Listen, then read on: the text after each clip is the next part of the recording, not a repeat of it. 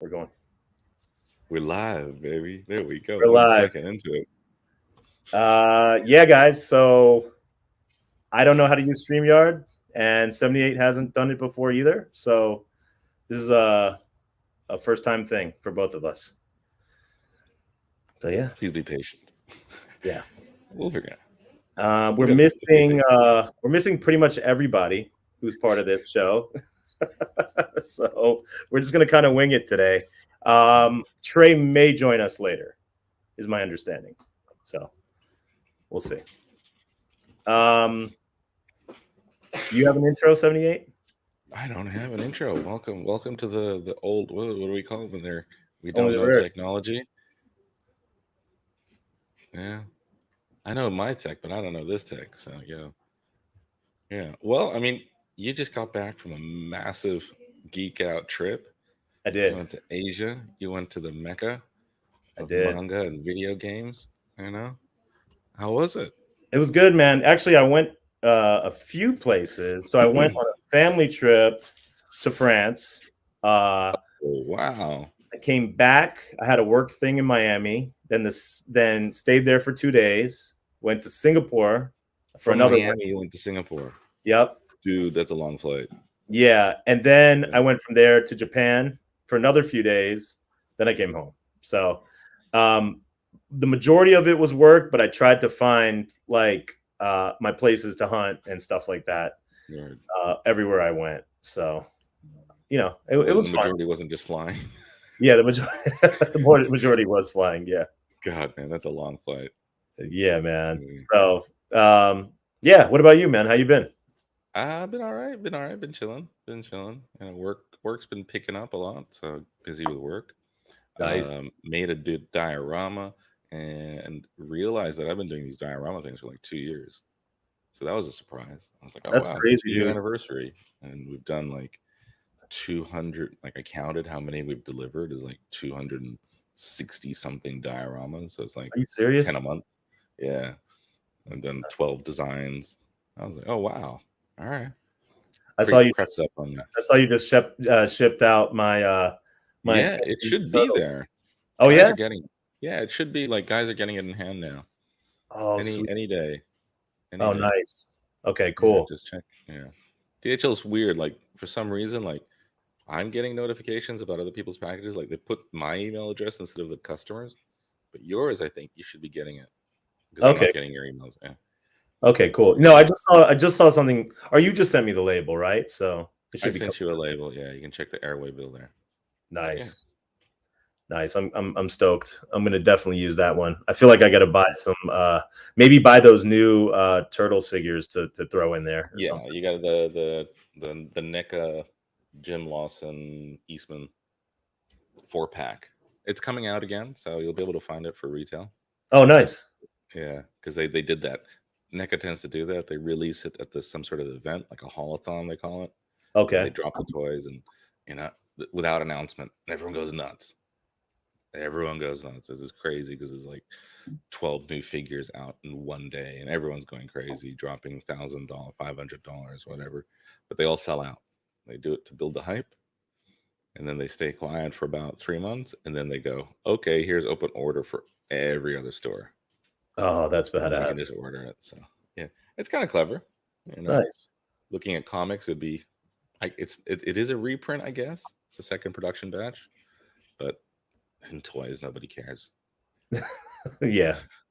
I mean, are there Like different only SKUs Star and Wars. stuff like that when they I do that I don't know. multiples? That I don't know with this. They might be the same SKU.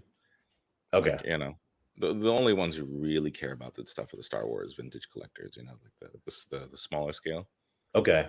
They're Yeah, the 'cause I'm kind of wondering, looking like, looking. do people care about like I was actually wondering because, I was just buying some stuff like for when my kids grow up, right? And Yeah, yeah. there's like different runs of like these Paw Patrol figures, and for whatever reason, there's Chase variants. I don't know Hmm. why. So I was like, oh, Hmm. let me just grab like a couple of the Chase variants, put them away, and Yeah, when my yeah, son yeah. grows up, I can show them to him. But they seem to keep generating the same toy over and over again. So I'm like, they must be like, there must be various prints of this toy, right? I mean, Yeah.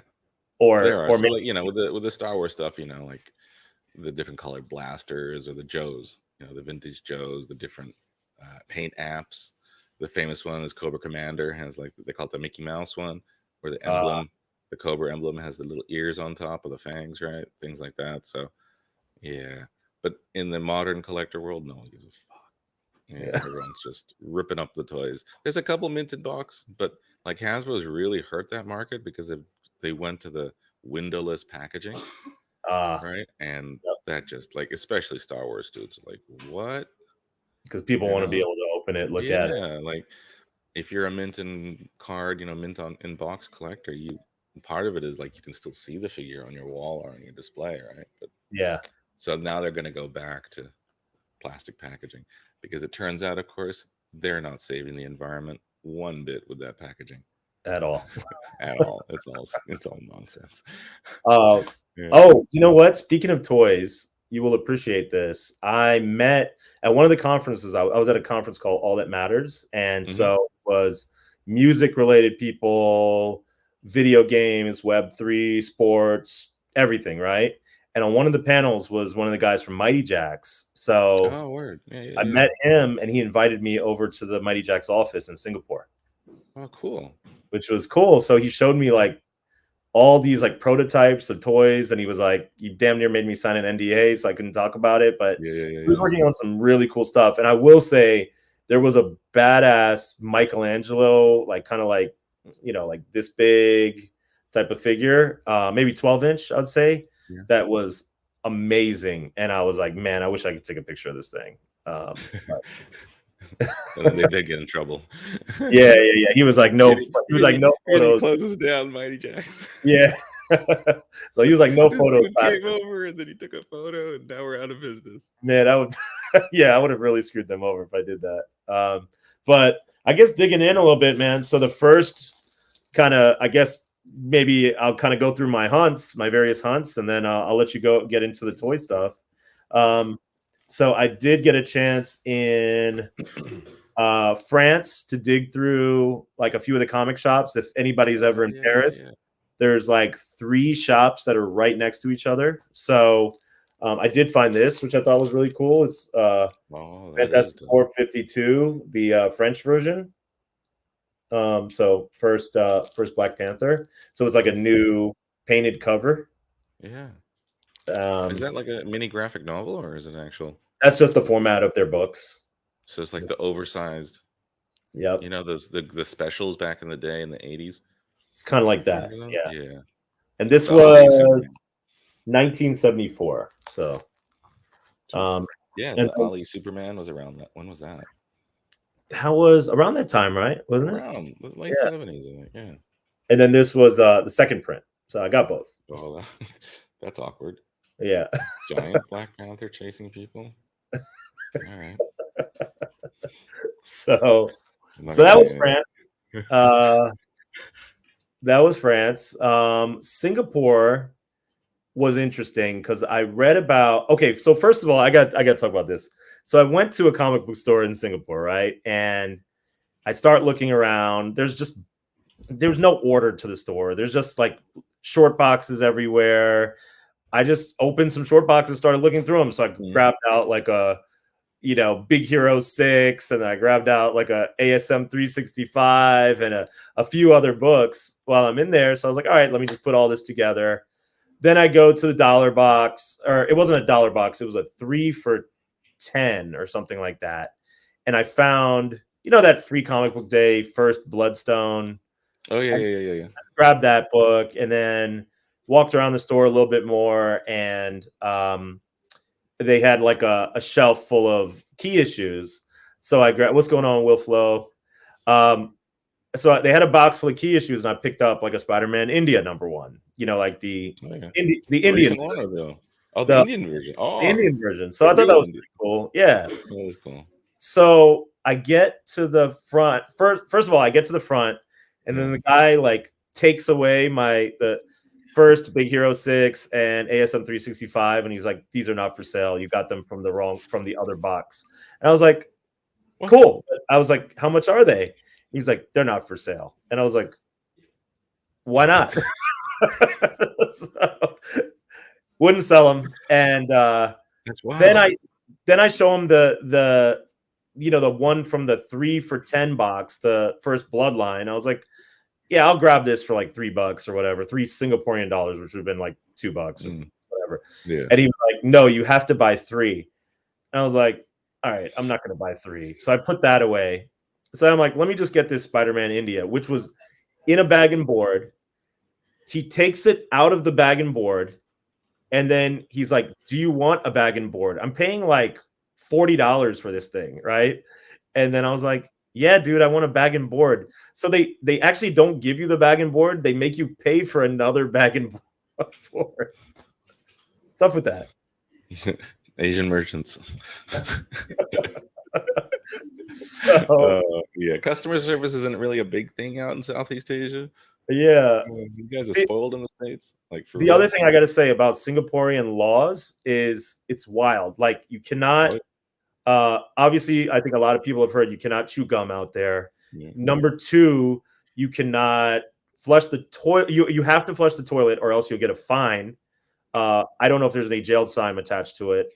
I went to a dining hall and there was a sign that said, if you leave food on the table, it's punishable by law.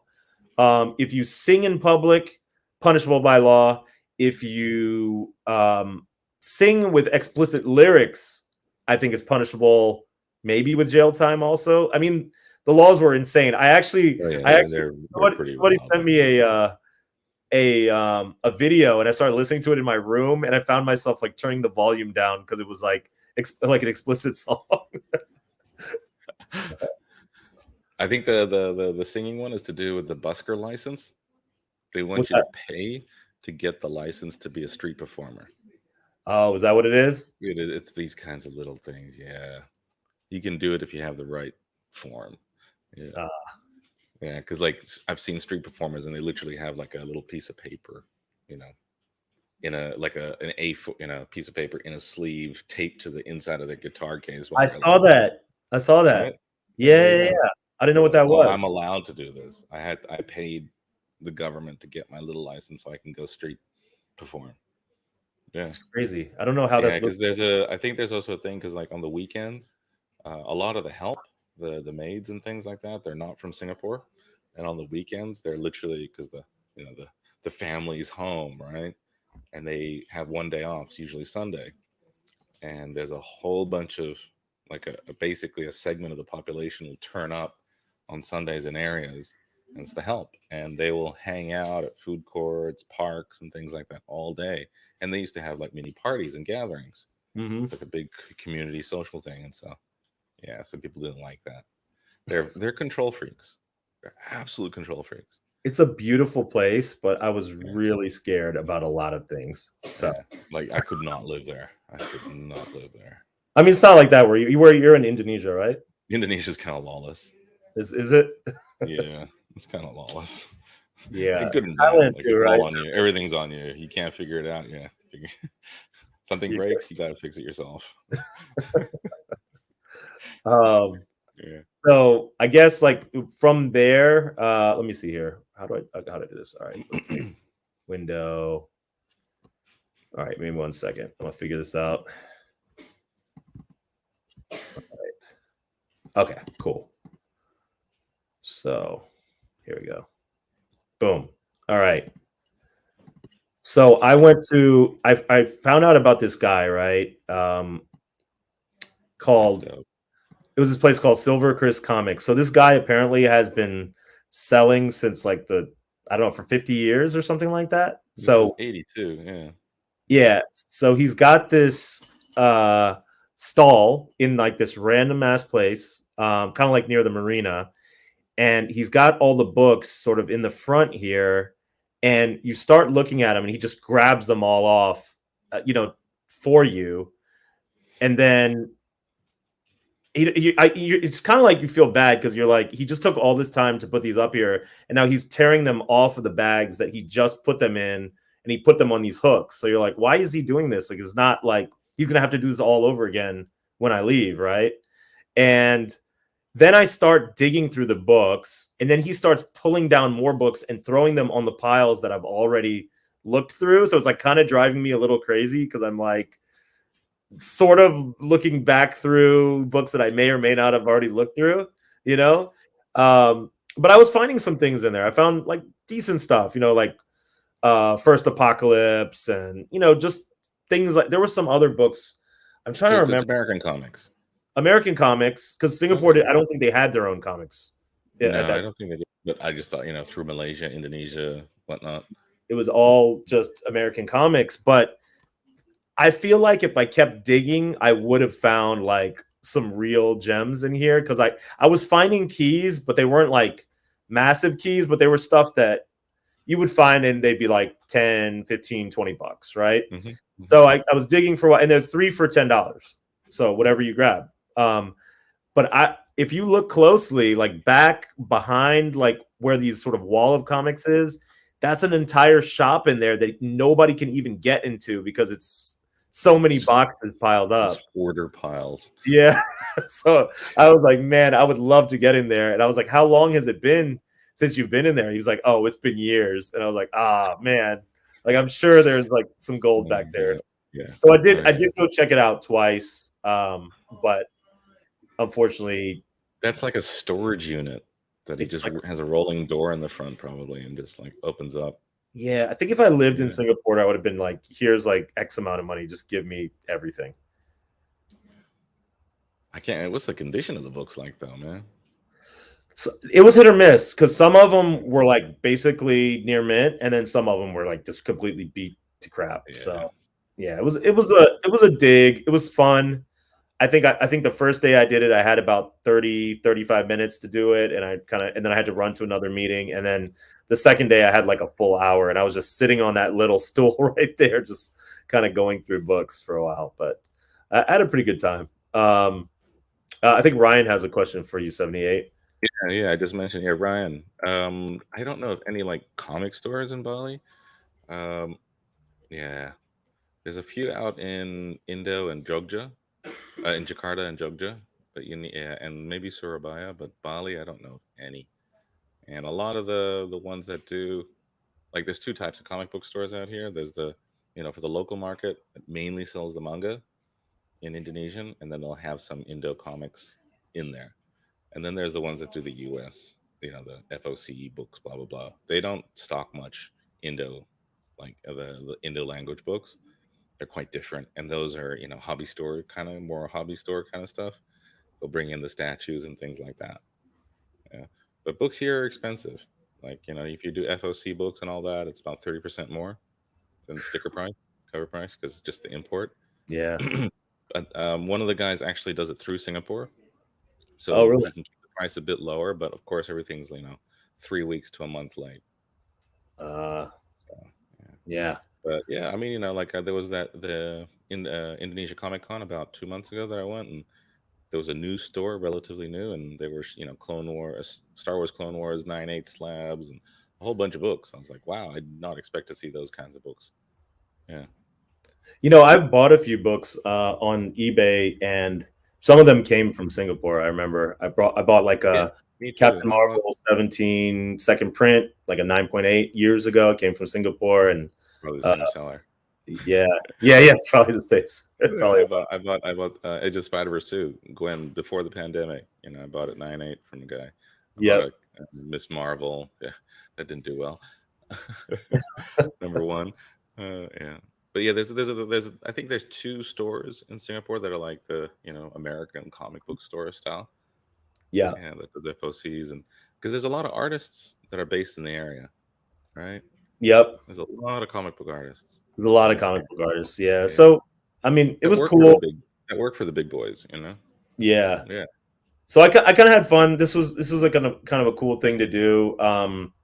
Street food is good. Says cool photo. Which part of Singapore is that in? Is that in a mall? It was near the marina, and it was in a like kind of in a outdoor mall, or like an outdoor indoor sort of mall. It was not really like an air conditioned thing, but it was sort of called as a trade center. Yeah.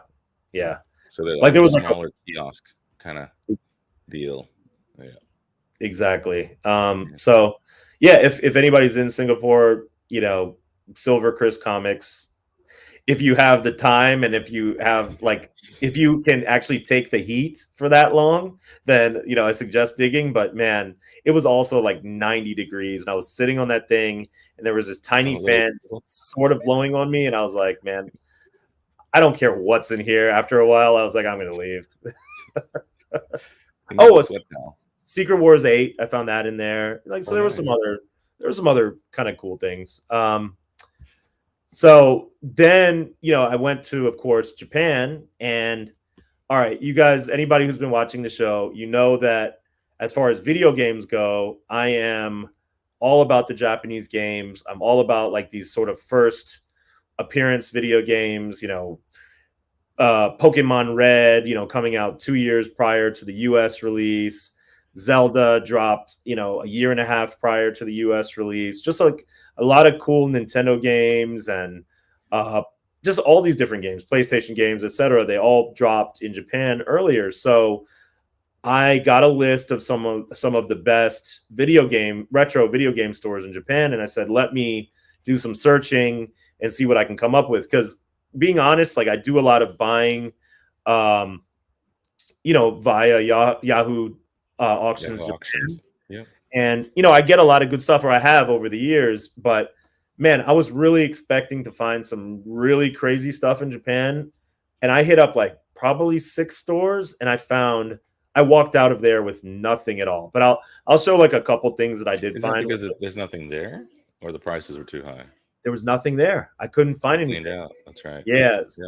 Which does make me, I will say, which does make me bullish on Japanese video games, because I feel like these were a little bit more plentiful a few years ago. And because I know, because I bought stuff from Super Potato and a few of these other like sort of famous video game shops, but I didn't see anything worth buying at all.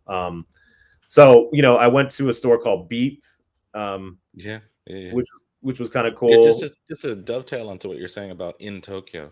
So it may be something, because I used to flip sneakers in the early thousands, mid thousands, and that was also the same thing that was happening. Like, was it? You don't go to the reseller stores in Tokyo; you have to go to the suburbs, really, the outskirts of Tokyo, and that's where you find the gold. Gotcha. That's where you find the gold. So it may be like you have to go to the, kind of like that shop house kind of thing in Singapore, those versions on the edge of the city. Mm-hmm. And then you'll find the guy who's had a store there for 60 years or something, and you might have. That's probably what it is, because I do see like a pretty consistent.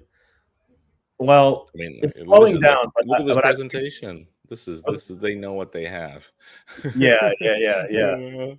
So this I thought was kind of cool. This is just a motherboard. I've been talking about this on the show a little bit. Like I did buy a motherboard from the Donkey Kong arcade machine from 1981, because I was like, well, this is the first appearance of Mario.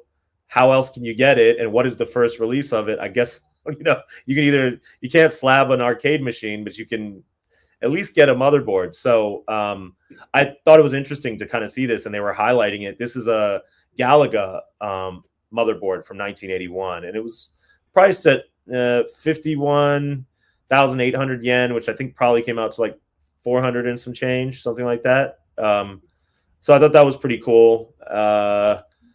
But the only reason I actually was tempted to get it, because I was just like, this might be kind of cool. But then I used Google Translate to read it, and it said there are some repro parts on there, or like non-original parts. Yeah. Oh, it's reconditioned. Yeah. All right. Yeah, that makes sense. How would you bring that back, though? Do they give you a box? I don't know. I don't know how you would do it. Like, they might just give you a plastic sleeve and go, yeah, you should figure it out. Yeah. I think so. This was kind of cool. It was not for sale, unfortunately. I would have bought it in a heartbeat. It says it is not for sale. Look at that flex. Yeah.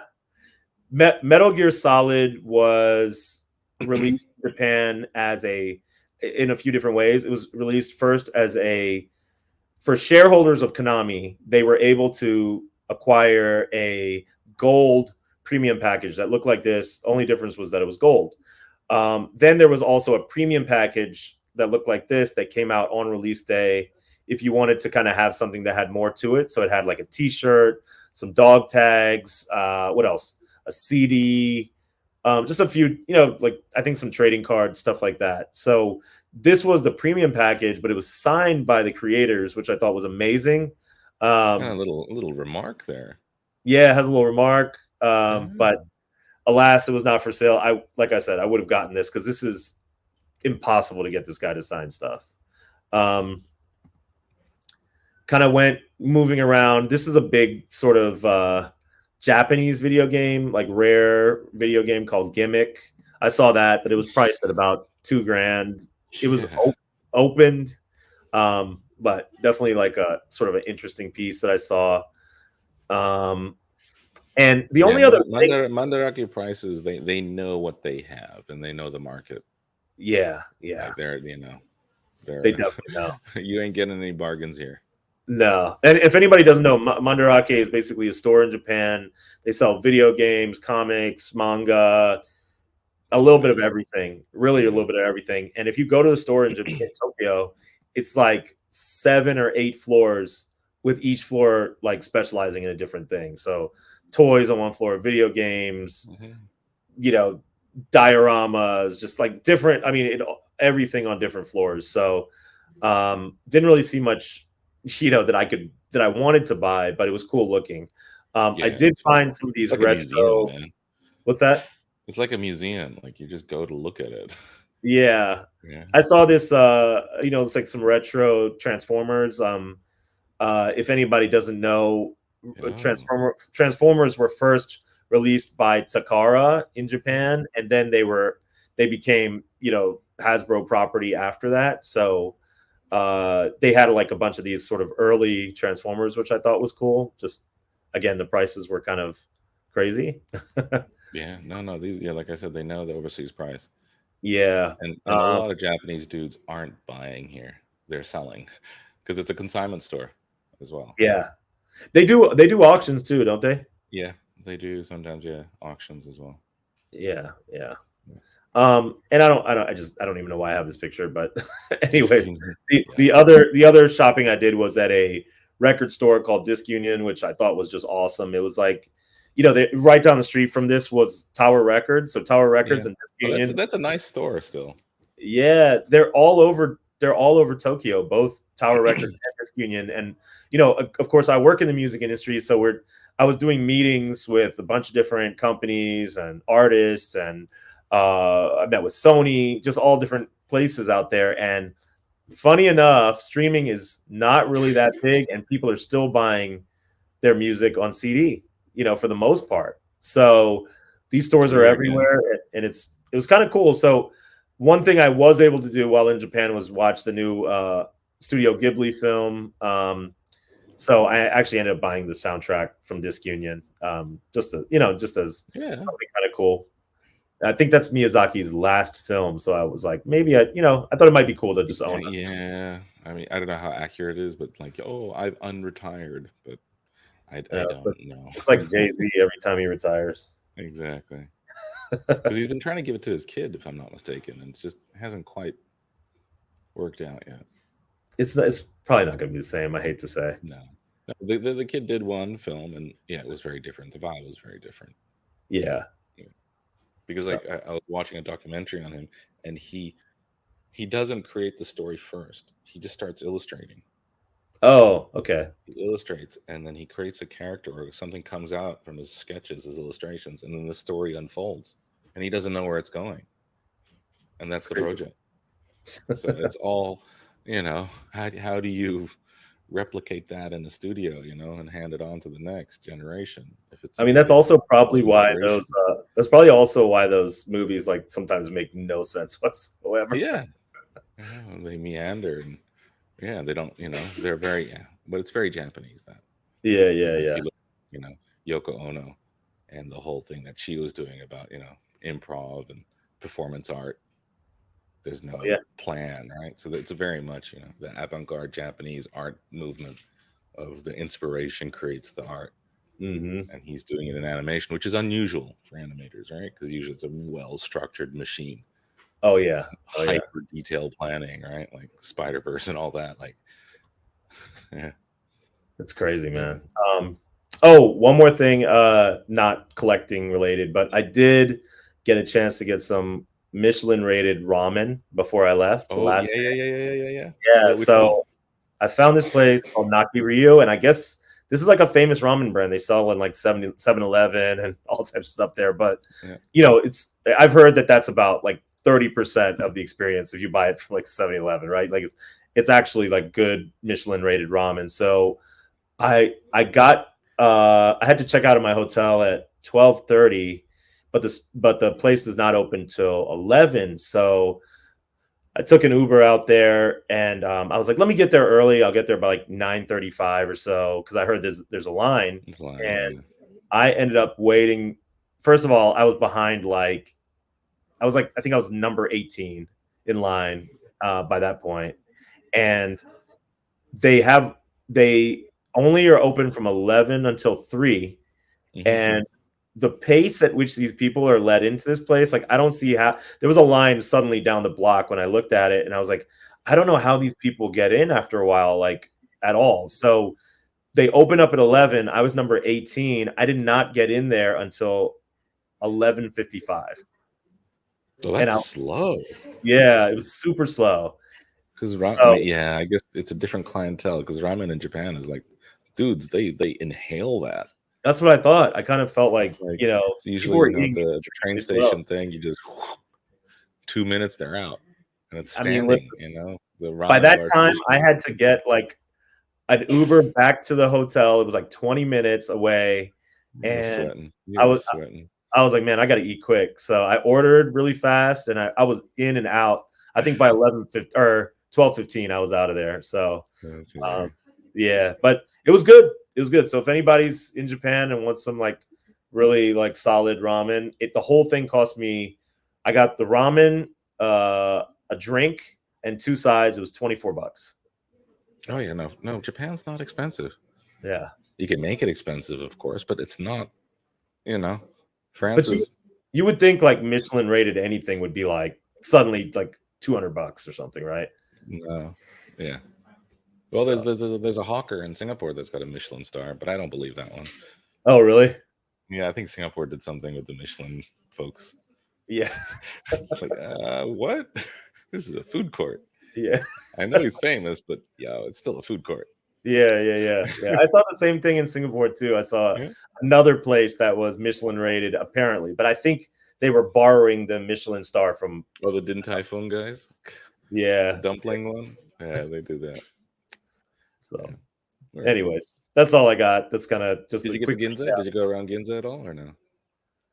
no, I did not. All right. I just went to Akihabara. I went to Mm-hmm. Shibuya. I went Mm-hmm. to like all the some of the spots you may like Bape. I went to Mm-hmm. um 2G. Um just like all like kind of streetwear Mm-hmm. toy places, designer toy places. Oh, I did get a chance to go to Medicom. Mm-hmm. Mm-hmm. Which looked amazing, and I got a little Yeah. bit of video, and they were like, "No video," and I was Yeah, like, yeah, they're mad "Cool, I strict about that. already got the video. It doesn't matter." So Yeah. You do the fake I'm on a voice call. Do the yeah. fake I'm on a voice call, walk around like this. I used to do that. Oh man, Yeah. but Okay. but yeah, I bought a few toys, like a few Mm-hmm.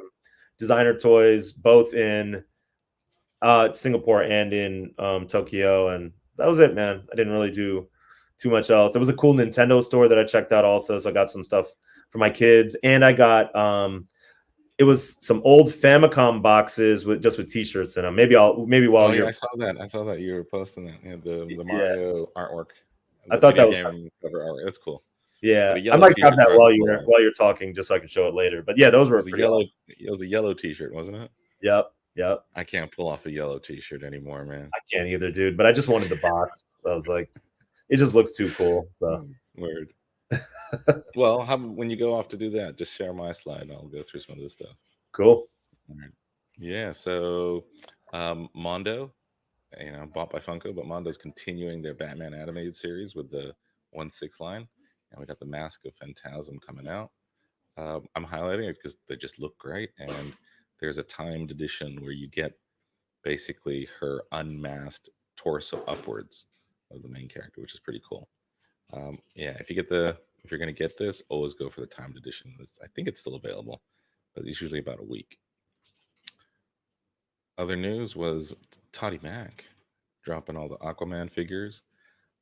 I'm not sure about the movie. The preview looked kind of lame, but there's the figures. I guess that's the big bad there in the middle, and his henchmen wearing wetsuits. I guess we were talking about it.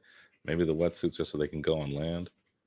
Yeah, the seahorse is kind of fun. People are liking the seahorse, and you get the octopus with that one. Some people are going to buy that just to get the octopus. The big one this last few days is Mezco did their RumbleCon and Slugfest. One of their characters that they've been using as their, I guess, their marketing for the last like 4 years. This guy would always be the character that would sell their in-house IP brand.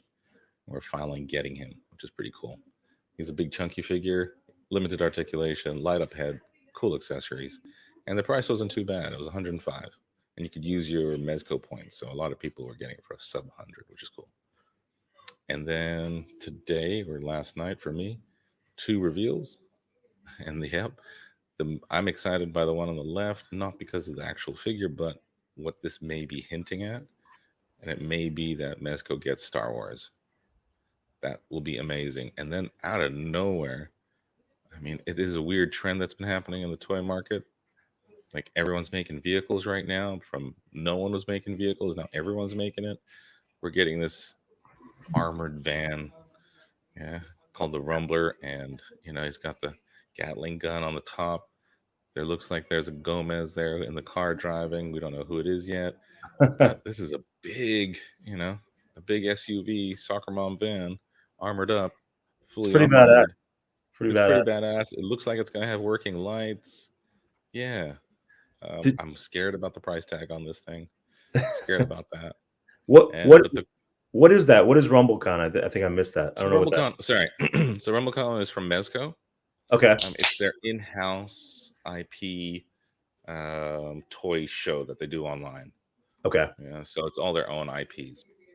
So this is their guy called Slugfest, and he has been used in their marketing for the few years. He would always be the one selling the Rumble verse toys, like he would be in their marketing, and they're finally releasing him, which is kind of cool. And Dope. then this guy here, their main guys that they started with was their cockroaches, their Gomez's. And so this just appeared in a comic book that they put out, and now they're teasing him for release. When we'll get this, who knows? When the pre-order opens, who knows? Sometimes it's soon, sometimes it's a year, and then you got to wait another year or two before you actually get the figure in hand. Who knows? The thing on the right is kind of wild. It Crazy. could be a very cheap one, like quite hollow and things like that. So maybe 150, something like that. Or it could be like a full deluxe with lights, sounds, opening compartments. You could be pushing 300-400. Who knows?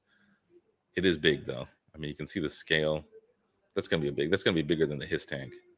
Yeah, that's It's crazy. big, which is wild So, that they're going into that, which I did not expect. I thought they would start with something smaller because they showed this guy or this little playset at STCC, which is the smaller scale, so like the old school Star Wars scale, and mhm. that in the bottom middle there, that kind of steampunk bike ride that was Hmm. on display, and that's why the backdrop here is the diorama that I just made. I saw that this Oh, was that's done at a dope, smaller man. scale. Yeah, they did it at a smaller scale, and then they are now showing that it's going to come out soon. So that was exciting. But I thought they're going to be, starting with a smaller vehicle, but they're like, no, we're just going to do a huge, I don't know, what is that, 8-seater car? Yeah, it looks like it. you know, it's huge. It's big. I So I was a noticed. bit surprised. I noticed also. Have you gotten any of those like the GI Joe Transformers? Sort of, they've been kind of Yeah, I've combining been doing it. Yeah, they combining the do the two toys, and IPs. Yeah, you got I like haven't been picking them up. I you don't haven't really mess with those. Yeah, gotcha. I thought they were kind of cool, like because you have like the big vehicle, and you've got like a Baroness, or you got whoever. yeah. No, I Um, think it's a cool thing. I don't really Transformers too much. you It was don't. I don't know, like I really liked because I was a kid in Japan. So like you mentioned, the Takara toys came out. I loved them. and then I moved. We left Japan, and Mm-hmm. then Transformers was there, and I was really confused what was happening. There's no one you could talk to. Like, what is this? Why is it different? Yeah. Well, what? All right, and then finally, I liked the Transformers, but you couldn't get the toys in Australia for a minute Oh, because everything really? was slow back then. Yeah, so you got the cartoon, but you didn't get the toys, and I had the toys, but there were Japanese versions. So it left me a bit confused as a kid. It's the same thing with like Macross and Robotech. Oh, Like, yeah. I don't know what was happening there. So But did you grow up? You grew up in Japan, you said? when I was a little kid, yeah, Oh, okay. so I Nice. was there for like 4 years. So I was born there, then we left and came back, and then moved to Indo for a minute, and then went to Australia, Crazy. and then I came back here 16 years ago. That's nuts. Wow. Yeah. So yeah, I Have made you, this diorama, uh-huh. um, and it was to match the motorbike kind of scooter ride thing, and I made it. This is a 1/12 scale. So the one that they showed was like old school cardboard playset. I was like, oh, that looks dope, and it was smaller. So I was like, oh wow, I'll make it bigger because everyone has the bigger figure, and maybe they'll do the bigger bike, but they're not doing it anyway. So not Dude, quite what I these things hoped. look insane, bro. Like they're crazy. I love your dioramas. They're so crazy. Thanks, man. So yeah, we did this. I put it out like I think last the weekend before last. Happy to say it sold out in 36 hours. Nice. This one though, we're only doing one batch. The turtles we did two. I just knew that the demand would be much stronger, and I would have really angry people who missed out, so I did two. This one I did one because there's another one coming very soon for the 2-year anniversary of this little endeavor I've been doing. So it's been kind of wild. We've been doing this for 2 years. You know, um, yeah, 265 delivered. Tons of customers. I got to say props and thanks to all the people who, Vinny, one of them. But some dudes have been like, out of the 12 dios, they've bought like 10. You Wow. know, yeah, I'm really like humbled by that. But they keep coming What is back, so keeps which one is encouraging that? me to do more. What's that last one? Oh, that one's awesome. So each one I try and do like quite a different theme. So you know, most toy collectors don't just have one toy line; they have multiple lines that they're into. So you know, Mm-hmm. you got the Star Wars, you got the Cyberpunk, we had the modern Tokyo street alley, we had a normal back alley, urban Western back alley, and then I did the rooftop, and so this was the first one 2 years ago. Then I did the Tatooine, and then I did this one for like the mythical stuff, fantasy. This is the cyberpunk one, and then I did another mythical one, and then the Tokyo Alley last year, and then the rooftop last year. Yeah. So, and then I said, okay, I'm gonna do a Broken City thing. So we did two of those little ones, and then turtles. Yeah. How are you doing the detail on these? Are you like airbrushing or what are you Um, or you'll see, but it is a mixture of airbrush and then dry brush. okay. So your hand It's all doing each of handmade. these? Yeah, it's all handmade. You'll see yours. I mean, it should be there. I think tomorrow or today or something. Yeah. I picked up some packages today because I just got back, Yeah. so maybe it was in that Oh, batch. yeah. So yeah, What? it's a mixture. So there's a base coat, usually a black or a dark gray. That's just acrylic paint, just to get something other paints to stick to. And I have to do maybe 2 times, depending on the foam. And then it's airbrushing, and you get the base colors, and then I build it all up. Once it's built, then I often do the details, like the final dry brush and the little touch up with the airbrush. Now with the How, turtle one though, like the white bricks, that's a paintbrush, like oh, by really? hand. Oh, yeah, there's no other way. How long does it take you to do the dioramas? Like each one? Because we do it in batches, so it's like, okay, one wall, we just do one wall for a couple days, and then the next wall, and the next wall, and it's a production line. So I'm blurred background because the office is open. I Oh, got staff in the background, so it's like, okay, everyone's cutting out walls for a couple hours today. You know, so it's hard to figure out, but it's about per day you can do half a diorama, let's say, on okay. average. Yeah. So per month, if I just look at the numbers, 265 divided by 24. And yeah, it's, almost not quite a full workday for the team, but, like 3-4 hours a day. So do you have a whole business center around this, around the dioramas, or No, I have an architecture firm. oh, they just help you with it? Yeah. That's amazing. Yeah, that's the only way, man. That's the only way. So I design it all, and make up the masters and all that. Yeah, you understand, like architects, we've made models all our lives. We hate it, Yeah, hate doing it. So, yeah. that's So, awesome. and then, like I have model maker friends in the industry, right? And I ask Mhm. them for advice and like, where to buy that, where to source the stuff to get it cheap. Yeah, so I buy through wholesalers and things like that, so I can keep the prices down. So, Crazy. Dude, I think like, if you did a Kickstarter, you would kill it. You'd yeah, probably my go. wife's telling me to do that. Like, you should do a Kickstarter. Like, we see those like those bookend dioramas, those Yeah. things. They bring in 100K. Recently, one of the dudes in the toy community did one. He was doing a 3D printed wall. Uh-huh. I've been looking at not 3D printed, but to do the mass production thing. But I haven't found one in Indo. Like I don't trust China Okay. unless I'm there. You know, Why? Because So they'll, they'll just this is the quality control kind of thing. Not about like, oh, they're not going to deliver. It's just like what you get. yeah. Like, to make sure. Yeah. So I'd like to do something locally. But I don't know if there's that. I have to find them.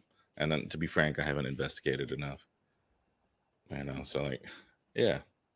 Gotcha. So this is Gotcha. just like I went through because I didn't realize it was the 2-year anniversary, and I just went through all the customers who have supported, and I saved all their photos, and I just made like a reel, and I was overwhelmed. There's like 300 plus photos of everybody. It's pretty Wow. cool.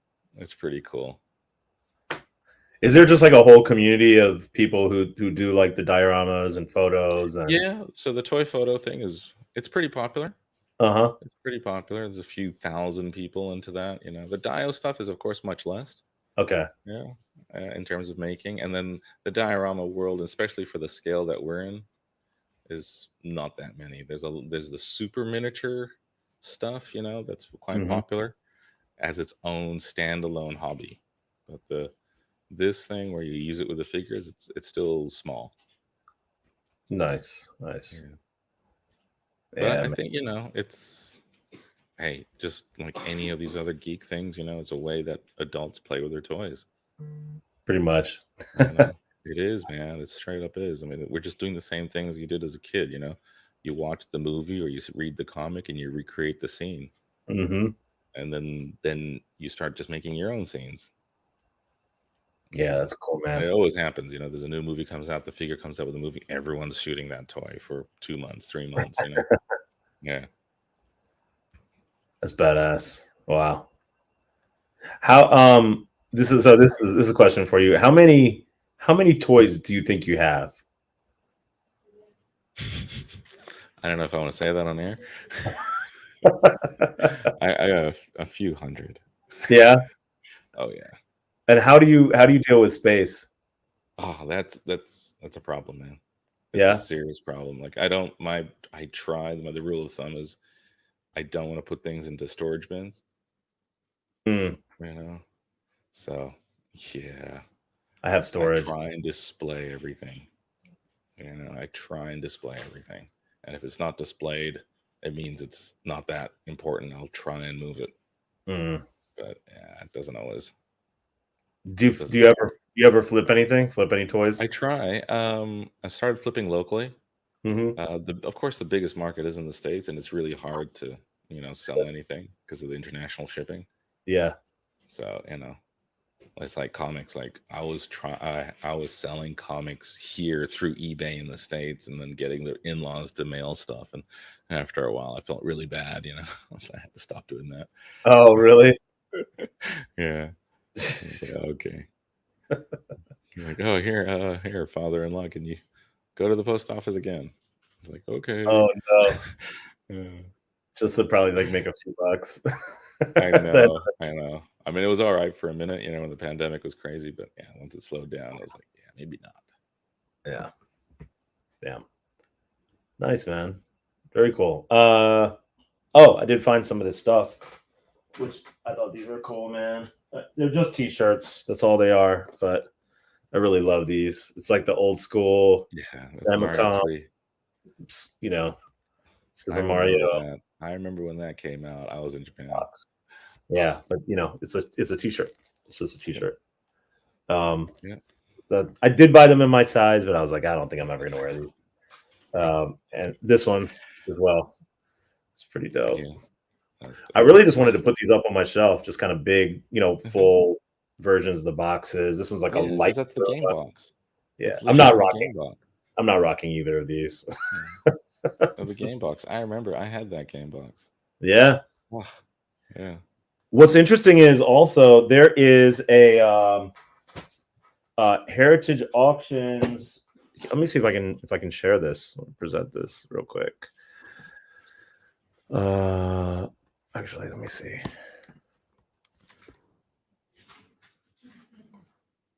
There is a Japanese video game auction coming up on Heritage, which I thought was pretty cool. Oh, that's interesting.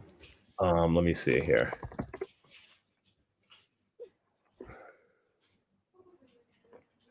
Yeah. Okay, cool. Let me present, share screen. Boom. You can see that? Yeah. Or is this? Yeah. Lot 44217. Yeah. This is coming up October 19th, but like these are all the things that I kind of been talking about for a while. This is God damn. Who's selling this? Who else is doing this? I don't know who's selling them, but I'm happy it's not me, so I don't have to be the first. You know what I mean? But yeah, this is Super Mario Brothers 2, right? This is it's sticker sealed back there. I mean, I think I'm telling you guys, I've been searching for these things literally since 2020. I've only come across like maybe 20 in all that time. Some other cool ones. This is Duck Hunt over here, OG Duck Hunt. This is the silver box edition of Duck Hunt, which is like kind of like a second print, but these were also pretty rare. If anybody follows Fire Emblem, which is a very big sort of JRPG, this is the first ever Fire Emblem. Kirby. Yep. Yeah. Let's see what else there is. They're actually slabbed, right? These things. These are all slabs. So VGA, I've spoken about this. Really custom, like the Doki Doki one. That the case is very unique. Then. Yeah. This is Super Mario Brothers, right? This is a later production version of this. I've actually spoken about this on the show before. The versions with these Famicom family logos are the sort of later versions of it, and then if you have a barcode on the back, it's also means this is a third print, I believe, of this game. It's already 210. I mean, this thing just launched like a couple days ago. Here's a game we were just talking about. There's your card, yeah. Yep. So I think this is just like that was such a good game when it came out. God damn. Right? Oh man, it was so next level, dude. It was so next level. Crazy. So this is Super Mario Brothers 2, the US version, which that was released in Japan. Reskinned Doki Doki Panic, released in Japan. Yep. Yeah. Transformers Takara video game. I thought that was cool. Let's see what else. Just highlighting some cool stuff. This is a re-release of Zelda. Yeah. If you notice, these are all pretty much unopened. This one's interesting. This is the Charomera Zelda, which I pointed out. It's the discount, the cart. Yeah. Yeah, this is kind of like a variant that came out earlier, but it was never sealed, so this is just like just a sleeve thing, right? Yeah. I'm curious I kind of want to talk to Heritage just because it's covering the actual most important part of this label. Oh, So really? there are counterfeits out there of this game, so I kind of want to take a look at it to make sure it's not a counterfeit. Damn. Look at this Metroid. Yeah, that disc system was like, as a kid, I didn't understand it. Like, huh? What are these for? Some of the most iconic games on NES came Chrono out on Trigger. this That was a big one in Japan. big one. F-Zero, of course.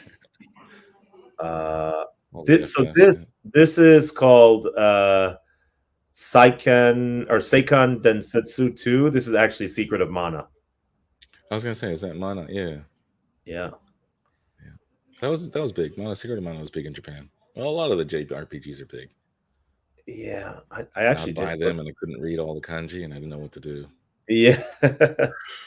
I actually haven't looked all the way through this, trying to see if there's anything else that is worth mentioning. You just need to keep an eye on this, because if this does go well, time to go to Japan. Well, that's the thing. Is it though? Because I didn't find anything. Right, that's like I said. You got to go to the. Sorry to say, like not the main, like not the ones on the top. On the first page of your Google search. You got to go to like on the 10th page. Look at this one, dude. The other thing, Third World War. It's got Clinton and Saddam Hussein on the cover. Yeah, it says the Third World War. Jesus, I have never seen that. That is insane. This is a Saturn release of Resident Evil. Yeah, Resident Evil Biohazard. Yeah. Let's see what else we got here. This is a Ninja Gaiden, but this is for the TurboGrafx 16. It was called the PC Engine. That was a handheld one. That was awesome. Yeah, that was awesome. That was chunky, man. And that just has like 8 batteries you have to put in that. 8 AA's. I think it did. That's right. Destroyed your batteries. Okay. So here's a Tekken first print. I got one of these for Trey. So we'll see what these do. Tekken 2, Tekken 3. All of these are sealed. Jiggle. What's that? Oh, they were the Jiggle innovators. Yeah. So that's everything. Looks like an interesting auction. I'm curious to kind of see. That's a random one at the end. Call of Duty. What? The Japanese version of Call of Duty. It's just, I think it's just like a throwaway game. Oh shit! Look who it is. Fashionably late. Wow. I don't want to hear. I know. Just hang up. Listen, I'm just getting from my show. I'm walking into my room, so that's why I don't have my camera on.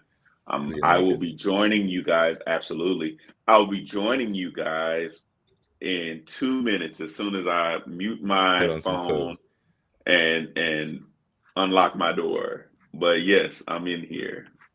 I have arrived to bless the people. What's going on? What? The show's over? I mean, we're getting close, but come in. Let's talk. Let's talk some shop. Okay, shit. Okay, just I'm gonna mute. Y'all carry on. The next time you hear my voice, you will see me. Oh, all right. Carry on. Yeah, I have this conversation. But yeah, I am curious to see kind of what the Japanese auction does. I think that I'm still just very bullish on the whole thing. It's not even like, and I've been saying this for several years now, but it's not even like I want to sell them. I don't want to sell them. I actually really appreciate the history of it, and I love like kind of digging back to all this early stuff. And I just don't really understand why North American collectors are so only into the North American release. It doesn't make any sense. And when you I have that as well with the manga stuff. Like those books are still cheap, man. For what they are? One Piece first appearance, right? It's like 1,500. 1,500 it's cheaper than Miles. Dude, you can get first appearance of LRG.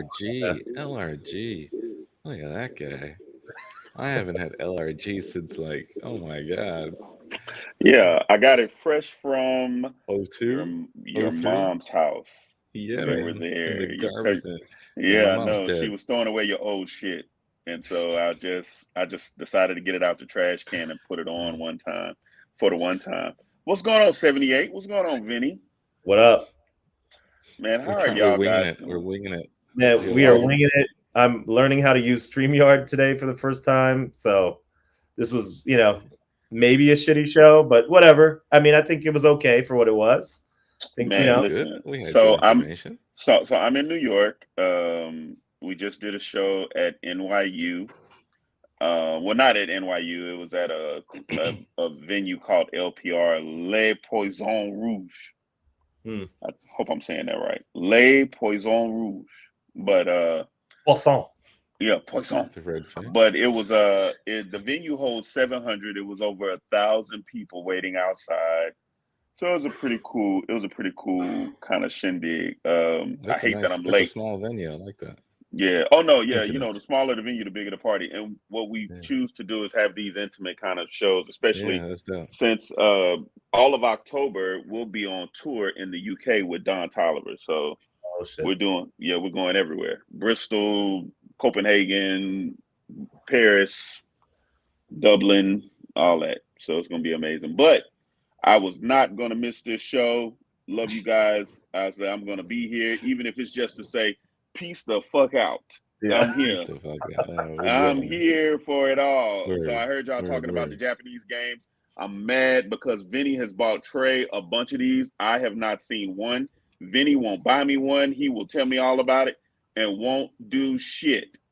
I was I'm telling you, I'm disrespected, but it's okay. I realize it's because I'm black. Wow. It's okay.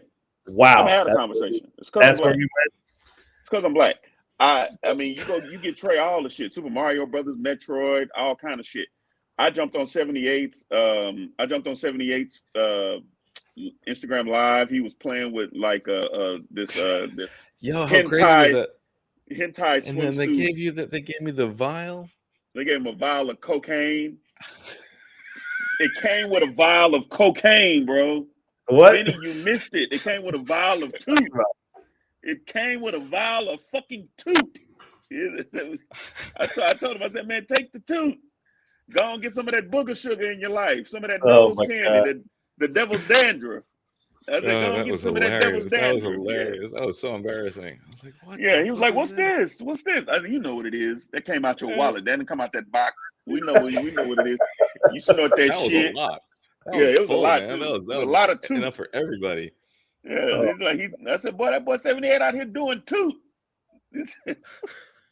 It's getting really warm. It's getting really warm. Look, you see he's turning red. You see 78 turning red. Shit, doing toot. Poor 78. He's like at work. I know. Man, I'm telling you, you know what I'm saying? But he had an amazing Japanese toy. It was like a swimsuit. She had guns in her hands, were like set up to like jack off. But she put guns in her hands, but the hands were like set up like this. I was like, oh man. I said, what else can her hands like hold? And it was amazing. There it is. Look at that, Vinny. Oh my God. Show that ass. Turn around. Trey, what's up? Show that ass. Oh my God. Show that ass, 78. Booty. That's for all the pervs that's looking at Japanese toys out there. Yeah. I couldn't believe it came with Coke. Yeah, but even more so than that, it came with a little vial of toot.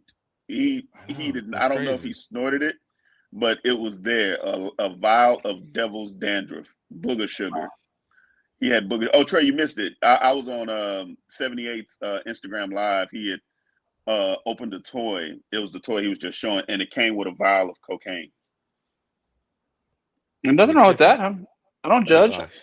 That's what I said. I think 78 is doing toot.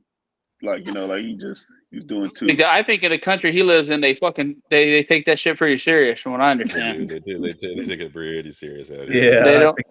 There's not a lot of wiggle room there with that. And especially as a foreigner, yeah. Look, that's why he was showing it like, hey, it's unopened. I didn't do anything with it.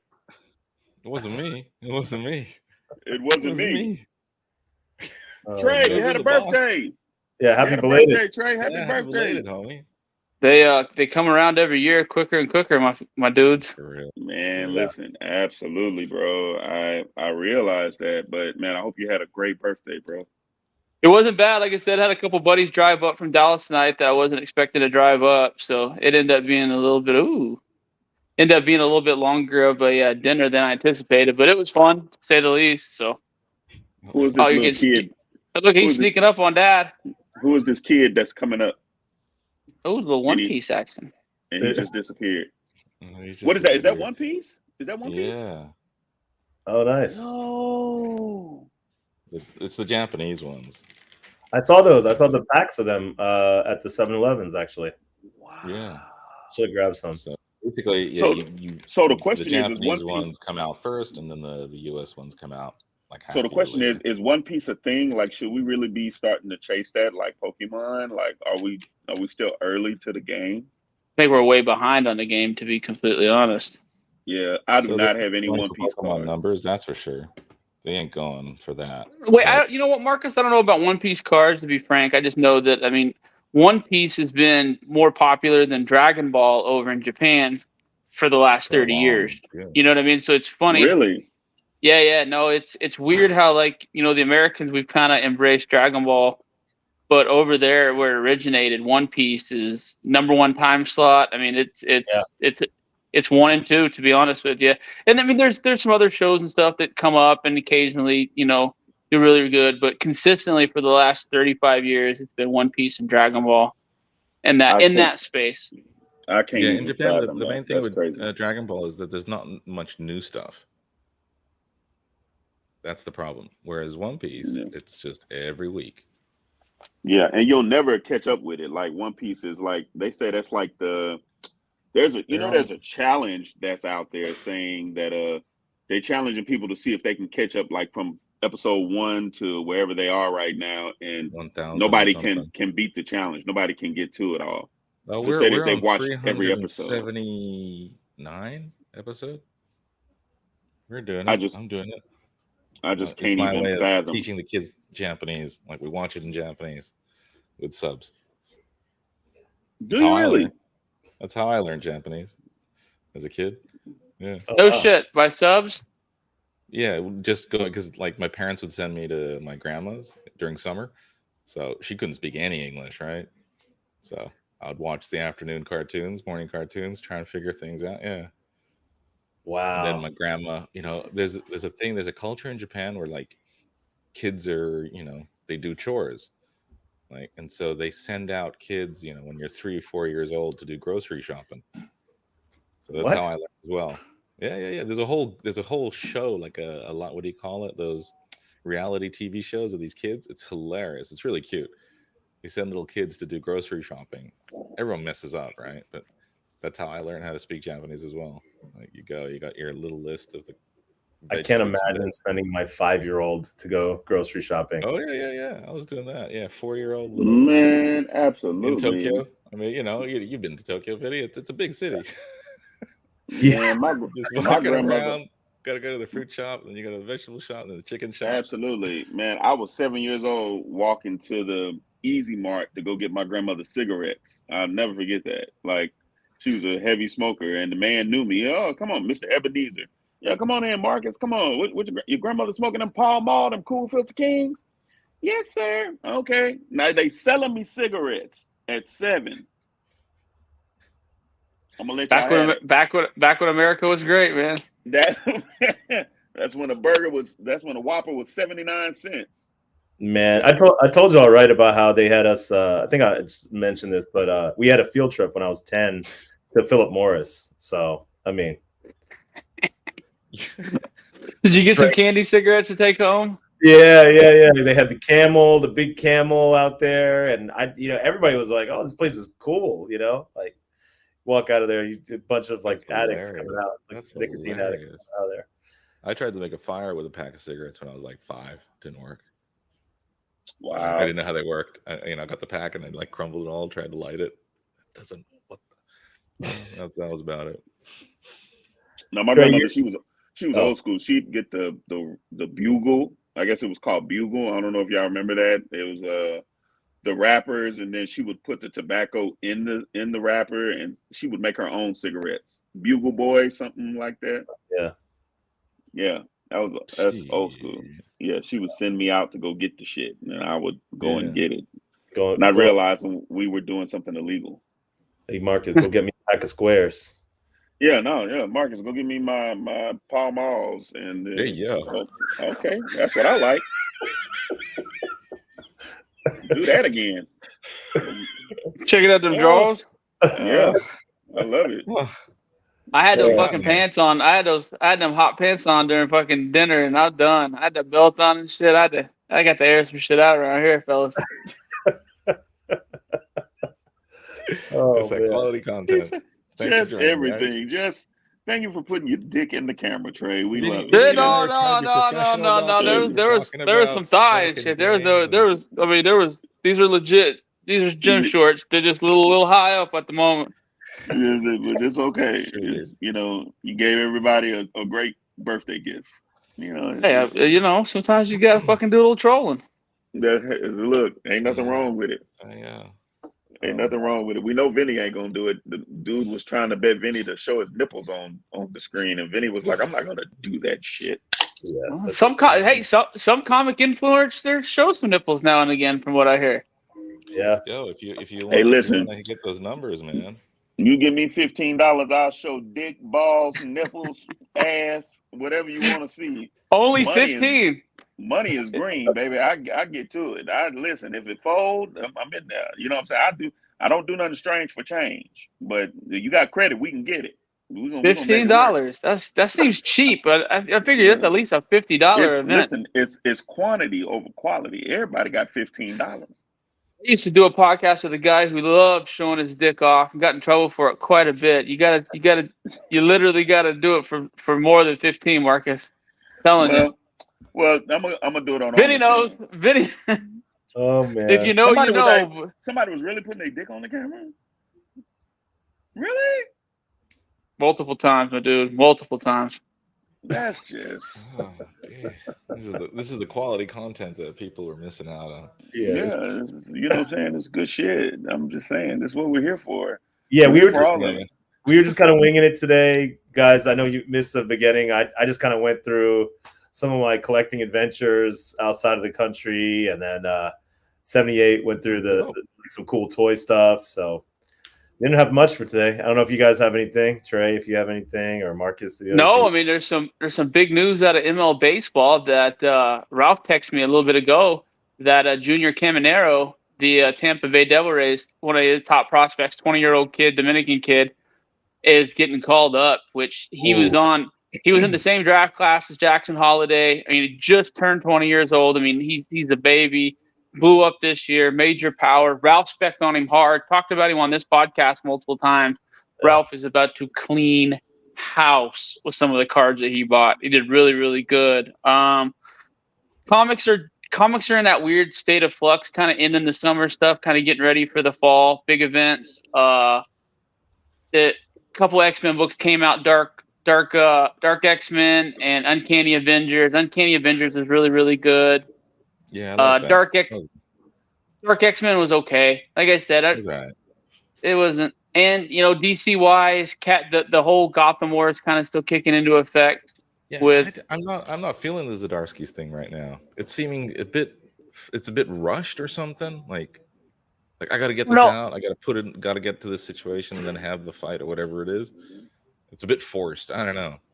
Yeah, I think there's a lot more to it though, because it's still got the Zervin stuff going on with multiple personalities. That's the best part of it, right? Did you see that when he took that laughing gas last issue in Batman 136 and it didn't even affect him?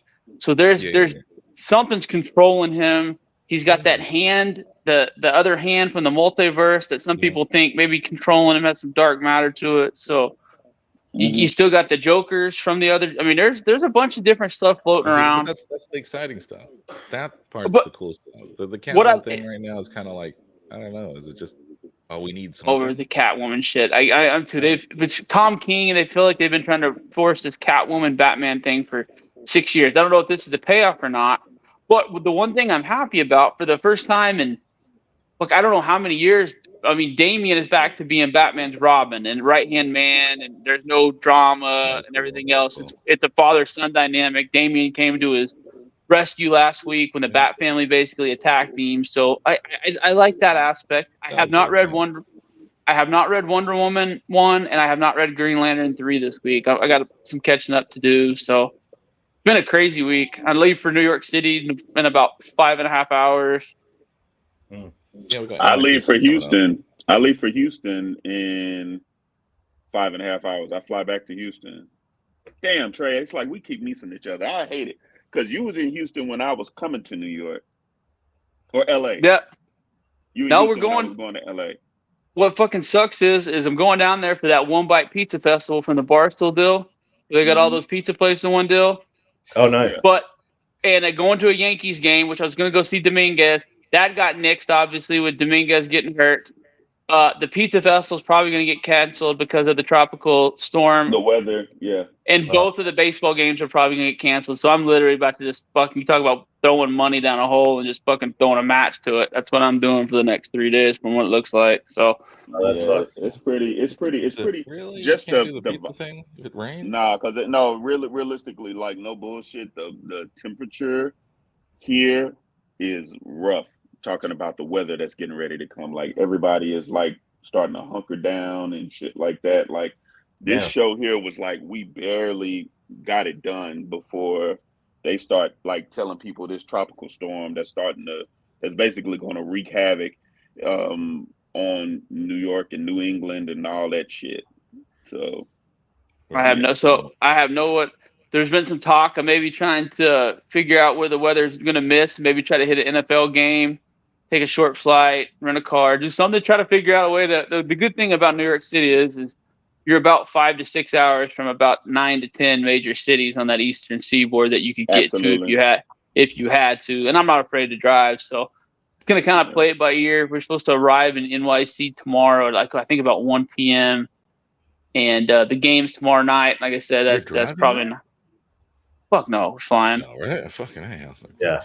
Good. No, we're taking Southwest from Oklahoma City to Chicago. And there's a couple-hour layover in Chicago, and then we're heading from Chicago to LaGuardia. Yeah, LaGuardia. Yeah, I do want to say this though. I want to thank everybody that is listening and tuning in. My fantasy football, I am 2-0 right now. And I'm scheduled to win this one as well, which would make me 3-0, supposedly. Thanos, you put your goddamn hand down, bro. You got so many rings on your hand. I only got 2 today. I only got 2 today. It's nothing. It's work. Yeah. So I just want to thank everybody who helped me with the picks. Yo, we're 2-0. Hopefully, we'll be 3-0. You're 2-0? Both leagues? Yeah. No, the other league, I ain't shit, but I'm not even looking at the other league. The comic book league, I ain't even looking at it. Okay, cool. Just to be honest with you, I'm not. So I ain't make no changes or anything like that. I'm just going. But this one, the one that matters, I'm 2-0. And I moved up from bronze to silver. They've changed me. They gave Yahoo Fantasy. I'm silver now. I'm gonna be honest, guys. This guy did this draft for the first time, right? He comes out with like an A on his draft or A plus or A plus. Yeah. I came out with a C minus, but I got the same record as you, buddy. So that's the thing about fantasy. You never freaking know. We'll see. When do you guys play? That's a good question. Can't wait. That's the one that I'm invested in is when you guys play. I gotta see this. Yeah. Are you the Horde? I'm the Horde. On both, right? Yeah, with Skeletor. Yeah, I gotta see this. He's got a cooler name. He does got a cooler name than you, though, Vinny. Yeah, the Horde. And every time I win, I drop a Skeletor quote in the group chat. And I don't know if I dropped one yet for this last one, but the one I said is remember a science project is nothing but fuck around and find out until we meet again. Week 8. We're going up against it. So I'm this will be fun. There'll have to be a wager made on that one. Yeah. Week 8, and I'm gonna beat his ass. All right. We'll see. We'll see. Yeah, they be changing and switching out people. I ain't switched out nobody yet. Me neither. What are the chances of all of us being on next week in the whole 9 yards? I'm on. I'm here. All right. We'll do a little bit better planning on the week and come up with some topics and come out swinging hard next week. I'm kind of impressed that me and 78 were able to make this happen tonight because I had you guys are probably the two smartest fuckers out of the group of all of us combined. So it really didn't surprise me that you guys could figure out how to work the internet. I was like, dude, I don't know how to broadcast this. I don't know what Vinny's been walking around in fucking Tokyo for 8 days and shit with just a cell phone. I figured he could figure how to work StreamYard out. Oh, man. So wait. So Joe Seaburn said, Vinny, I know you have money. Pay someone to fix that hair. Not Vinny, Marcus. Well, I know you wasn't talking about Vinny. Vinny ain't got no goddamn hair. Yeah. You know what I'm saying? Vinny got that Jada Kiss cut. Yeah. No, Vinny got that Jada miscut. He got that Rogaine. He got that shit missing at the top of his head. Yeah, Rogaine. Oh, by the way, guys, I went to this thing today. Jeezy was putting out like a liquor bottle today, like some sort of liquor brand. So I went over there just to say what up to some people. I grabbed a bottle, had him sign it. He signed everything Snowman. I was like, oh, that's great. The rumors on the street is Mario Lopez swooped in and him and what's her name got a divorce. Mario Lopez grabbed Jenny Mai. Damn. That's the rumor. That was the rumor that they did a bunch of segments together, and she was a little grabbing on the arm and just kind of it's on. But he's married. But he got like. Dude, hey, I know for a fact. I literally know a girl who fucking cheated with Mario Lopez 2 days after he got married, like in 2002. So Mario Lopez don't give a fuck. Damn. Wow. Mario Lopez. I know he got gas problems though. Like he there's a whole like he got some flatulence? Yeah, like it's like when he eat, he fart like immediately or some shit. It's like some weird shit. Like he had a whole commercial. It's a whole infotainment commercial on it. Like he's like, and it was the wife that said it. She was like, Mario, he eats, and then after that, and then Mario's like, yes, I have gas. It's like it's a whole fucking infomercial on it. That's so weird. Well, and speaking of that, I know what Marcus is going to say because he's already told me, but I need you guys to put me in the same room as Coy Leroy at some point in time this year. Oh, absolutely. Yeah, Coy Leroy, she's my people. Absolutely. She's awesome. You said she likes pink over blue, right? I don't know who this is. Yes. Oh, okay. She likes pink. She likes pink over blue. Okay, I thought that's what you said. I know you gave me some game on it. God, I saw a video of her about 10 minutes ago, and the fact that she's Benzino's kid, though. That is actually Benzino's daughter. Bro, that's so weird. That's the thing. Is just like, how does that? Yeah, I was like, I can't even look at her because I knew Benzino when he was in the rap group. What's the rap group he was in? Rap Figures, something figure? No. What was his rap group? I forgot. Boston something, because they rep Boston. Made Men. Yeah. Made Men. I remember those shitty Source. Remember that? Yeah. Those Source magazines and those motherfuckers never dropped a song in like 10 years. Never heard a single song. Yeah. Fucking Benzino. He had the best advertising with nothing to follow. Benzino, and then he made his way to Love and Hip Hop, and and all that other shit, and I got a flashback to he was on this week because they were doing the whole Bambi Scrappy when Benzino made out with Bambi in the hot tub like 10 years ago. That got brought up on this week's episode. I'm telling you, I'm a Love and Hip Hop Atlanta junkie. I'm one of those dudes. The fact that Vinny's been on that show makes me even happier, by the way. The fact that there is an episode that you can that says Vinny Kumar and he's on there makes me so happy. Tell people all the time that that's my buddy Vinny. He was on Love and Hip Hop. Did Vinny have hair at the time? Still about the same. Still about the same. Well, at least you're honest. Yeah. Vinny, you look good. I mean, what were you doing? You've been out there. He's been eating sushi and fucking Wagyu and whatever the fuck else you do in Japan. Yeah, Big shrimp. You know, they live to like 100 out there. So, you know, just on the Japanese diet, you know? Yeah. Okay. You look like you've been on the Japanese diet. Yeah. You know what I'm saying? You do a lot of walking when you go to Tokyo. Oh my God. Every day I was averaging, I looked at my step counter, averaging 14,000 steps a day, just doing nothing, just normal. Yeah, that's why there's no fat people there, man. Yeah, it's crazy. He's fucking walking all day, man.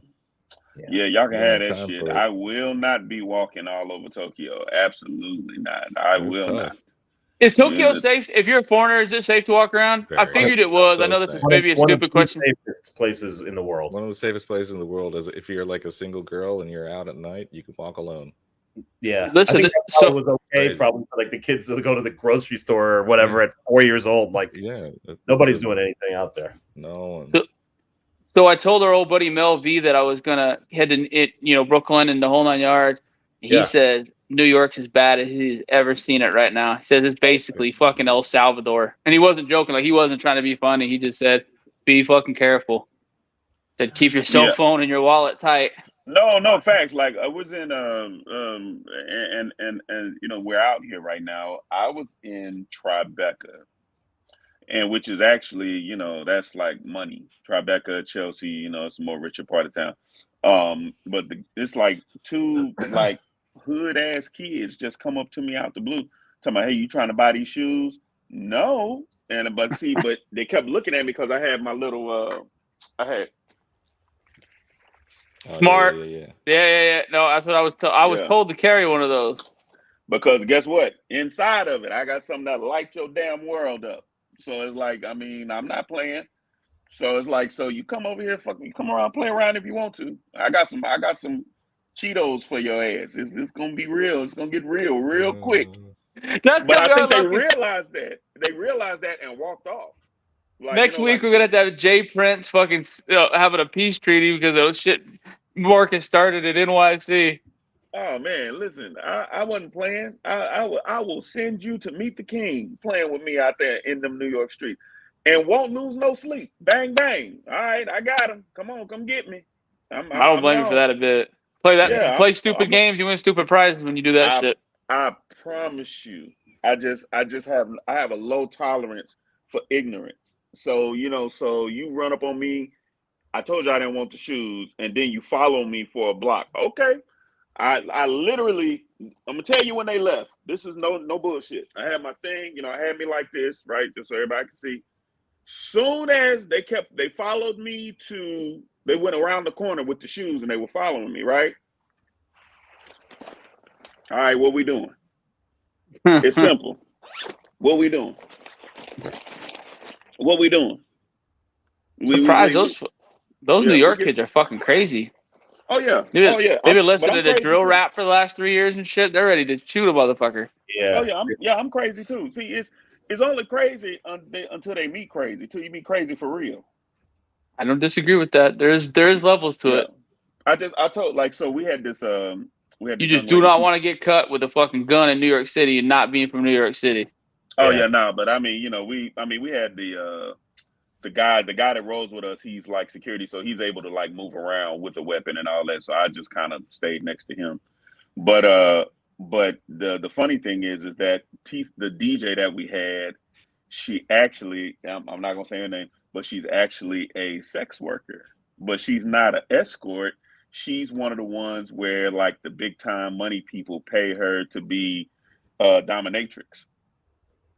So she DJs. She DJs at night and she's dominatrix during the day. So I was talking to her and I was like, so tell me what it is. She was like, yeah, somebody just paid me $600 to put the heel of my shoe in their ass. I said $600? She's like, yeah. She said, before I came here, they paid me $600 to put the heel of my shoe in his ass. I was like, what is it? He's a prominent attorney out here. It's like, oh, I was like, okay, what's his name? Oh, I can't tell you his name. Oh, okay, understandable. But she literally had on these shoes. She's about 6 feet. She's Amazonian. She has an ass out this world. And see, every time, and I don't like messing, like, when I think about big booty women, I think about Dick Gregory now, right? Like Dick Gregory, the comedian and the philosopher. Like, he's like, it's doo-doo in there. Like, that's like, keep running in my head when I see like big booty bitches. Like, You just think that that's phrase yeah, pops up in your it's head. like, it's doo-doo in there. Like, like it just replay. But she did an amazing job DJing for Tisa tonight. And I mean, she's very, very sweet girl, but she's just like, yo, I get this money. This is what I do. Like, you got to get creative in New York. Did you know that Dick Gregory actually owned the Zapruder film at one point in time? And he's the one that probably got it basic. The Zapruder, the Kennedy assassination film, the famous one, the Zapruder film, where they showed from Dallas? Yeah. It was owned by Time magazine or Life magazine for all these years, and no one was able to see it. He basically went and bought it himself, and he was the one that took it on national television. Like, that wasn't that Zapruder film that everyone's so used to seeing now, getting shot down to the left the whole 9 yards. That wasn't seen until like 10, 11 years after it actually happened. Yeah. And Dick Gregory was the one that was responsible for bringing it to the public limelight. True story. That's what's cool about guys like Dick Gregory, like you said, is he was a comedian, he was an actor. Like you said, he was a philosopher. The amount of shit that he did in his life, he lived a full life. He lived a full life, man. And he was smart as shit. He was so fucking smart. Shit, bro. Like, like he would tell you just about health and what you should be eating, what you shouldn't be eating, like, like things to be looking out for, like in this life. Like, as an older gentleman, right? Like, he's, elder statesman, and, and he's. So did you smell her high heels? Ooh. Just to verify the story. I ain't gonna lie to you. I wanted to smell her ass. Yeah, just to make sure the story. But then I hear Dick Gregory. It's doo-doo in there. Like, like I just good. But she's very sweet. She's clean. She didn't stink. Bro, she is tall. Like, she was like Amazonian. Like, you could tell she was from where Wonder Woman from, Cataclysma. With Wonder Woman from Catalina. Cataclysma. Themyscira. Yeah, Vinny showing his age. Yeah, that's where she's from, Caligula. Oh no, that's a porno, Caligula. Yeah, that was a movie. Yeah, Tapatio. That's where she's from. Tapatio. Tapatio. Yeah. Cujichagalia. She from somewhere. But wherever she's from, she would be there, over there. Like, she's heavy chested, and I'm talking about the ass, and like, she's like dancing and dipping and shit. And she's about like 5'11", bro, and dipping, and I'm just like, it's doo-doo in there. Like, it just keeps running in my head. Did y'all talk about, speaking of doo-doo, did y'all talk about Ahsoka? No, I haven't watched it. No, I'm just joking. I actually thought the last 3 episodes has been pretty fucking good. Speaking of doo-doo, y'all talked about what's going on over there with Stein and Hot 10. Oh my God. I'm staying away from all that. That's all I need right now. Well, to be honest with you, though, like I said, I see where Stein's coming from. Yeah, fact. And I'm glad that he's able to, kind of make it his own in his own way. Yeah, he deserves that. Yeah. So wait a minute, who put that up purely for entertainment and financial? What? Please do. That's got to be fucking Ferd. If we're talking about financial advice, there's only one person who. Ferd put that up. Oh, yeah. I'm just messing with the stuff that he has back here. Just seeing. I'm just learning how to use the stuff now. Talking about Marcus is a dumbass. I can't. Anyway, yeah, man. Good luck to Stein. He's been doing it for a minute. I think that a lot of this comic beef is kind of what's hurting. Now that we know is not true, but what we do know is that Vinny is bald. That's what we do know. Do know that. Vinny can't grow hair. Vinny got a plug. I can. That's the thing. I actually can. I just Vinny, stop lying to the people. I'm not lying. Immediately. Not lying. Dude, I want to see Vinny and Marcus in like a Beverly Hills Cop style, fucking like a TNT Banana in the miniseries or tailpipe. some shit. Oh my god. Oh man. That would be so Banana funny. in the tailpipe. Them just doing like going over cases and shit in Atlanta and Houston, and it's like the whole deal from the airport would be the fucking episode. Oh yeah, absolutely. You know what I'm saying? We can do it. We show up and I'm the person. I ain't falling for the banana in the tailpipe. I could be that guy. Vinny could be the straight guy. I can be the comedian. You know what I'm saying? Comedic relief. Yeah. I'll be like the Bobby Altoff of this whole thing. Dude, hey, I got a thing for that girl and I cannot figure it out. I know, right? I'm not really sure what it is. Yeah, I can't put my finger on it. Like she's not ugly, but she's not attractive. But yet I find like her gimmick, I dig it, and I cannot figure it out. I do too. I dig it too. I don't know why. Who we talking about? That bitch that was doing she did that podcast in bed with Drake, and they end up cutting it. She has that real monotone voice, white girl, kind of like sits in bed and is like no emotion at all. Yeah. No emotion at all, just like deadpan face the whole time. But like, you fuck with her? I don't know why, but I do. That first one she did with Funny Marco, that was the best one so far. I thought they're all pretty funny, but that was the one. Apparently, she's married to some tech guy that does really, really well though. Oh wow. Yeah. I didn't understand what happened with the carrot. Beef jerky. And possibly some dip jerky, but this is nice.